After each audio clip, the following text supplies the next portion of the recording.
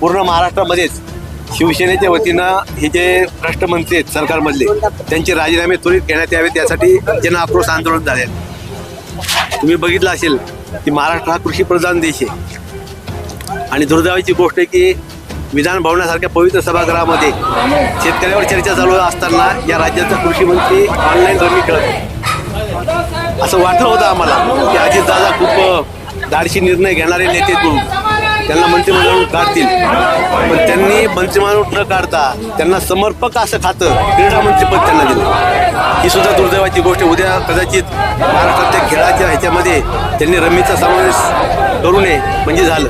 एवढी दुर्दैवाची गोष्ट महाराष्ट्रात घडली आणि म्हणून आम्ही सरकारला विनंती केली की जर जागीचे मंत्री संजय शिरसाट सारखा असेल किंवा डान्स बार चालवणारा योगेश कदम सारखा असेल किंवा आगोरी विचार करणारा गोगावले सारखा असेल किंवा त्या मोठ्या कांडामध्ये अडकलेला महाजन चुकी शिवसेना संपवायची भाषा करतो आणि त्याचं नाव आम्ही आता गुलाबी महाजन ठेवलंय, त्या महाजनांचा सुद्धा राजीनामा घ्यावा आणि त्यांची सरकारमधून हकालपट्टी करावी अशी आमची मागणी.